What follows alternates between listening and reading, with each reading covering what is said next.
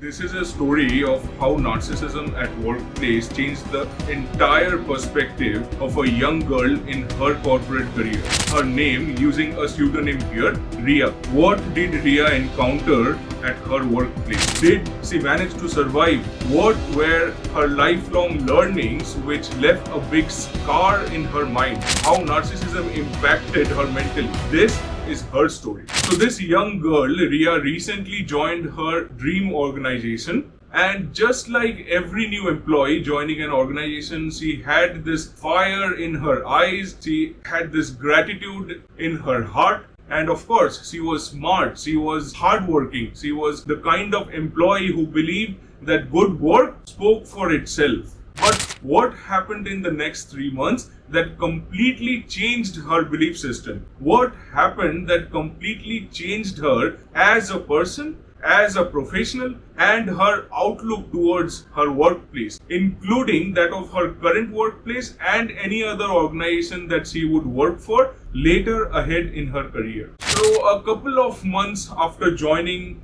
this organization, she started to notice a strange behavior. She started observing that contrary to her belief, good work was not speaking for itself. Good work was like on a mute mode. If ever, the only voice that mattered in her department was her bosses, the head of the department. She keenly observed that every meeting started with like an applause for this narcissistic boss, and Riya noted that every new idea, either coming from her or from anyone else in the department, somehow found its way from the mouth of this boss, this head of the department. Now this narcissistic manager called it leadership, but Riya, new to this entirely different sort of a work culture, was not buying it yet. She was in utter disbelief. So what actions did this fresh, young, dynamic Riya take next? Now here we take a pause for a moment to understand that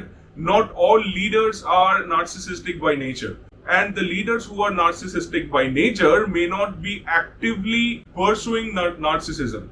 But what really happens is that they eventually end up being narcissistic given the qualities that they already possess. The fun part is that it is not unlikely that you have encountered at least one narcissistic boss in your career. Do care to share your experience in the comments. I will be going through them. And most likely this person you know is often recognized as an account winner, well decorated, always presenting a smile, etc., etc. Their personalities in public are quite magnetic in nature, and this in turn catches the attention of the higher management as well. They are lured into believing that this narcissist is like their recognized problem solver, and then he gets rewarded with this promotions, made head of the business function, etc. Yeah, and now coming back to Riya's story.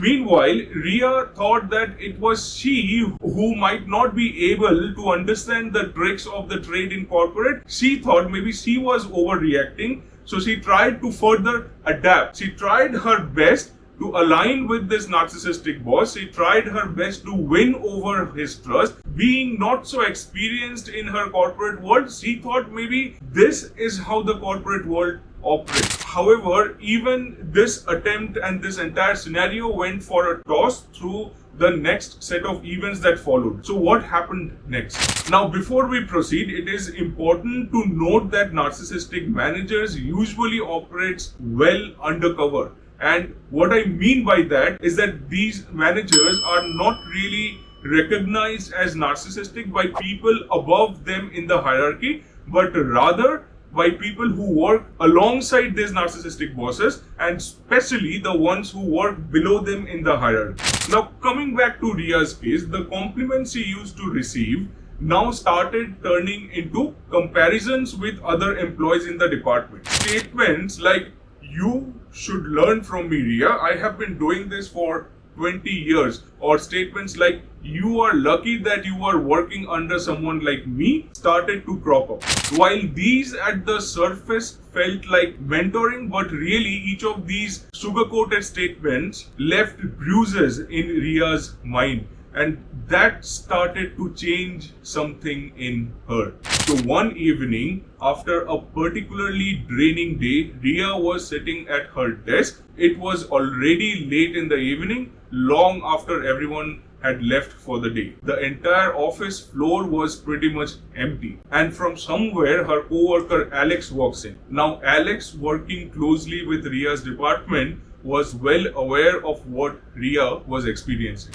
This Alex, who by then was an experienced veteran in the organization, said something very interesting, something that absolutely moved Riya. He said, "Riya, I hope you know what your boss is doing, right?"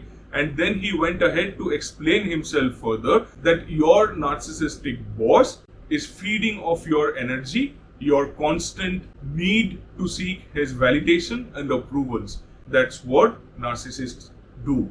Like a vampire, they feel better when they can feed off you, helps them feel satisfied. And Riya, upon hearing this, put out a weak little smile from the corner of her lips. She asked for Alex's opinion if she should consider quitting. So she went ahead and asked, "So, Alex, what do I do?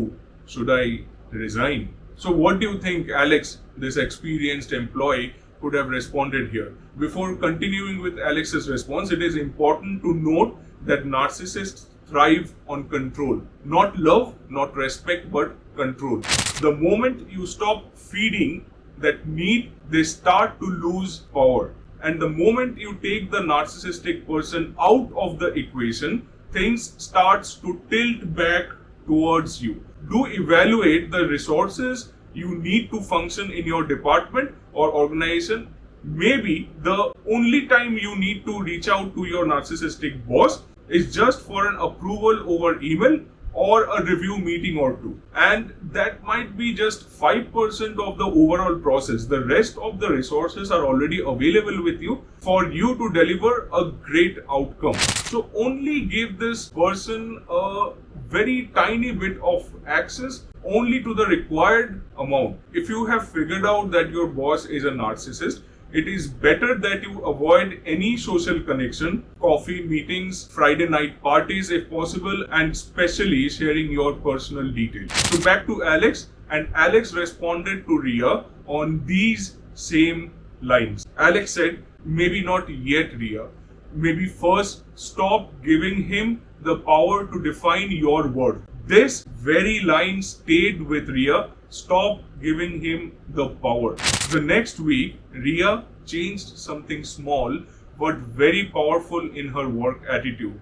She stopped chasing her boss's approval. She stopped over-explaining herself. And importantly, she started documenting everything. Emails, meetings, feedbacks, quietly but respectfully. Whenever he tried to take credit, she smiled and followed up with a short note to the team saying, "Glad to see the idea we discussed last week being implemented." Simple, professional, but it shifted the balance. Slowly, her silence stopped meaning surrender to this narcissistic boss. It started meaning more control, more resilience, and integrity. But you know what followed. The boss noticed. Narcissists always notice when their reflection stops worshipping them. So he too became colder. He became more sharper, became alert. And on one day, he told her in front of everyone, "Maybe you are not a team player, Riya." He displayed all his cards. But by now, a well-aware Riya with already a lot going on inside her looked at him in the eye and replied very softly, "Maybe I stopped being your mirror, sir." The entire room froze into silence. Couple of weeks later, Riya was moved to another department, quoted as career growth through internal job posting, sort of an indirect punishment. I'm sure you in your career have seen such cases. Would love to hear from you. Please let me know in the comments. I'll be gladly reading them. But for Riya, that's where things changed. Her story doesn't end here. This is the worst outcome when there is a narcissistic boss heading a team or a department. Resignation. it costs enormously for any organization to lose experienced employee and then go out and find replacement at a higher cost, train them, make them fit culturally in the organization as well, and then find the cycle repeating all over again. And those who cannot leave, most likely due to financial commitments or geographic location, whatever, suffered in silence. They pay hugely from their mental well-being being torn apart and shred to pieces. As the famous saying goes, an employee never quits an organization, they quit their boss or manager. By the way, Riya's new manager, a quiet, no-nonsense woman, looked at her previous work artifacts and said, "You have been doing an excellent work. Why aren't you leading a team yet here already?" So what followed next? By the end of the year, Riya was eventually promoted.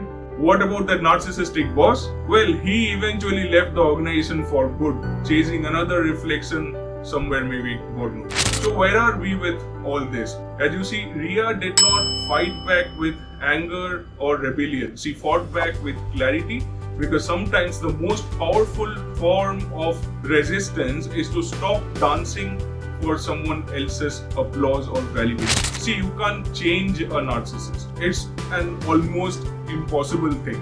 But you can always choose what part of yourself they no longer get to own. Thanks for watching till here. If we haven't met, my name is Amlan Tripathi. If you liked this episode, let me know by smashing that like button. Please subscribe if you want to be a part of this journey here. You may consider talking it out with me one-on-one. I have kept a simple and a free sign-up form in the descriptions, no strings attached. And see, I have started this YouTube channel with a solitary purpose to build a solid community of career professionals like you and me, to open up to a few of these thoughts which are stuck deep within.